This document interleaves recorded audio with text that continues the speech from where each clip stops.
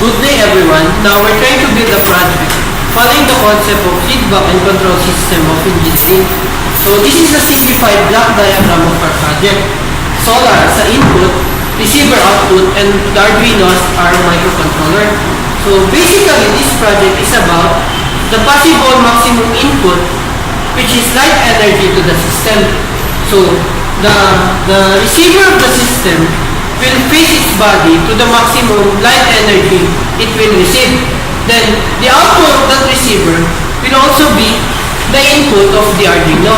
So that's why sometimes we call it self-independent system and also self-sustaining system. Hello guys, I'm here to discuss with you the materials that will be used for this project. Number 1, we'll be using tape. Number 2, we'll be using solar panel cell. Number 3, we'll be using an Arduino. Number 4, we'll be using breadboards. Number 5, we'll be using servo motors. That is a 180-degree servo motor. Also, number 6, we'll be using LED lights. Number 7, we'll be using photoresistors. Number 8, we'll be using 1 kilo ohm resistors. And number 9, lastly, we'll be using power pump. So now I will explain the flow of our system. So shown here is the block diagram of our system. So as we can see, the solar energy is our input source or our input energy. From the solar energy, the solar panel will harvest the solar energy and it will convert it into electrical energy, which can be stored to the power bank or can be tapped to the LED lights can be tapped to it. So once the electrical energy will be stored in the power bank, we can feed it into the Arduino, which powers up the servo, which also operates in the harvesting of the solar energy. So here, as we can see the block diagram, it is evident enough that we use a feedback in our system. I will be discussing about the construction of our project. So our main source is the light energy, which will be captured by our solar panel, which is a 5 volt, which is supplying 5 volts DC. So to be able to maximize the amount of light being absorbed, we position 3 photoresistors strategically located at 0 degrees, 90 degrees, and 180 degrees. So we have here the actual prototype of our project. So here in the middle, we can see the servo motor. It is a 180 degrees servo motor which rotates in this side. So at 0 degrees, 90 degrees, and 180 degrees. So as you can see, these photoresistors are positioned strategically.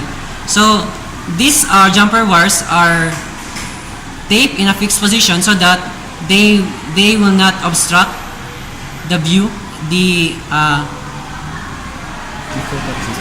capture area of the photoresistor. So here we have the solar panel, which is angled at a 45 degrees so that it may, for optimum energy taken from the light. Earlier, we have 3 circuits connected to each other in a parallel form. So each circuit is designed in this voltage divider form, which is we call the luminous intensity detection circuit. So we have a 5 voltage source here, which is connected as a voltage divider with the photoresistor and a 1 kilo ohm resistance. So this photoresistor, the resistance of this photoresistor is directly proportional to the luminous intensity of the light. So the output will vary depending upon the value that this photoresistor will absorb. So by voltage divider, if this photoresistor resistance will change, then our output will change also. That's basically the concept.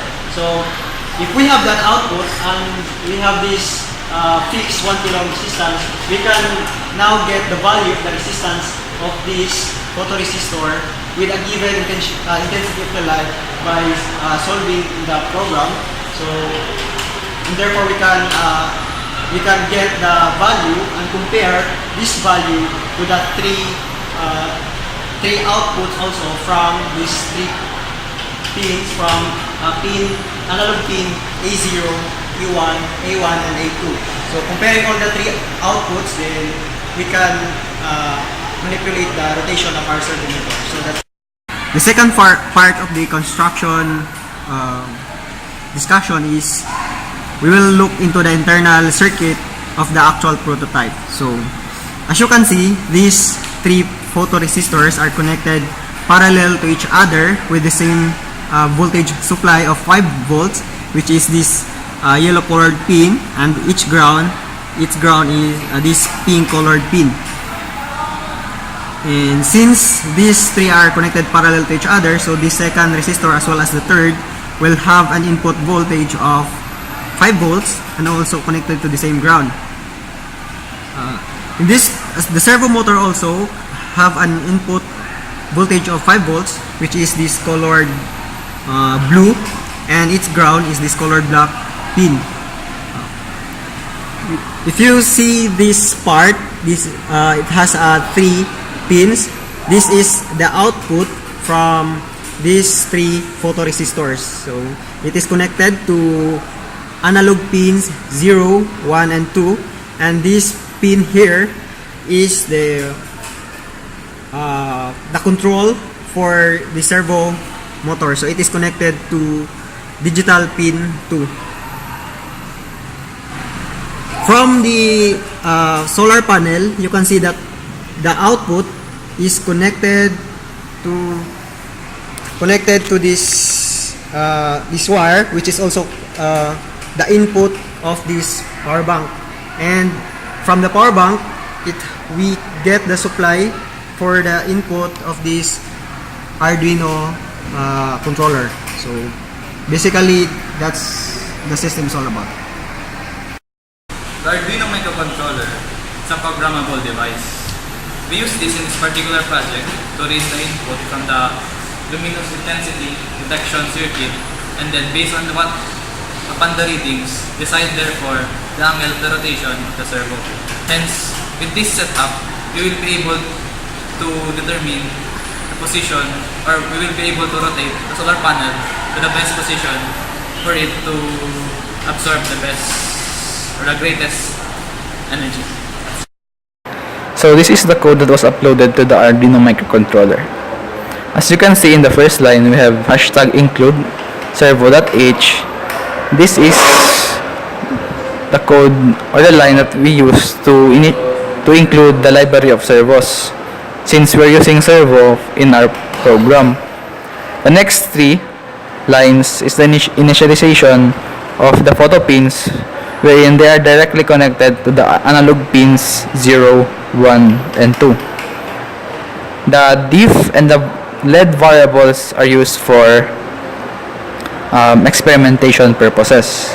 In servo pin 2, this tells us that the servo pin in is directly connected to the digital pin 2 of our microcontroller. Servo 1, this makes the servo 1 variable a member of the servo classes. So the main code that we are employing in this system is found at the void loop. Void loop runs the block of code in it as long as it can. In other words, it runs the block of code infinite amount of times. So we can see that the first 3 lines inside the void loop function is the reading of analog data from photo pin 0, 1, and 2, which means it reads analog data from analog pins A0, analog A1, and A2. And these are the output of our luminous intensity detection circuit. And from these values, we are going to decide the angle of rotation of our servo, hence also our solar panel. So next part of the code is the three conditional statement, wherein the first one is stated if val 0 is greater than val 1 and at the same time val 0 is greater than val 2, servo 1.right 180. The whole meaning of this block of code is if val 0 has the greatest amount of luminous intensity, then it will execute the line servo 1.right 180, wherein it will rotate our servo, hence also our solar panel at 180 degrees. The next following conditional statement is very similar. We're just going to change the greatest value, or the variable which will have the greatest value. So here, the second conditional statement tells us that if val 1 is the greatest, or the luminous intensity detection circuit 1 is produces the greatest amount of luminous intensity, then we turn our servo motor to 0 degrees.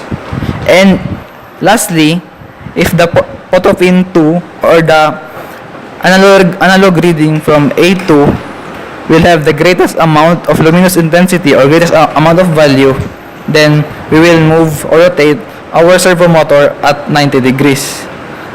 The last part of the code is delay 1000, wherein every after executing this block of code of the void loop, it will delay the system or pause the system for at least for 1 second.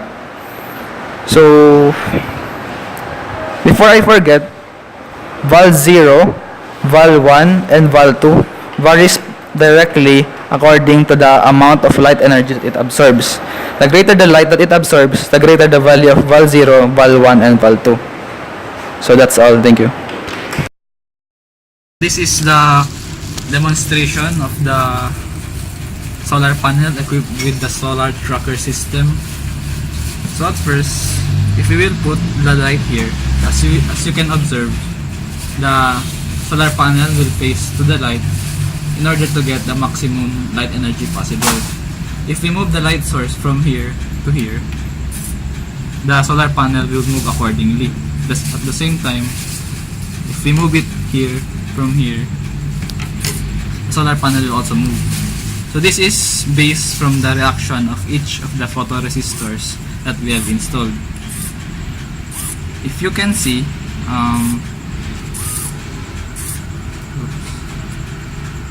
with this, the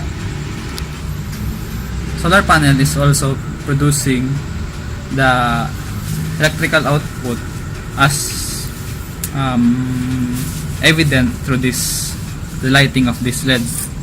So in our feedback system, we're going to use the output of this solar panel.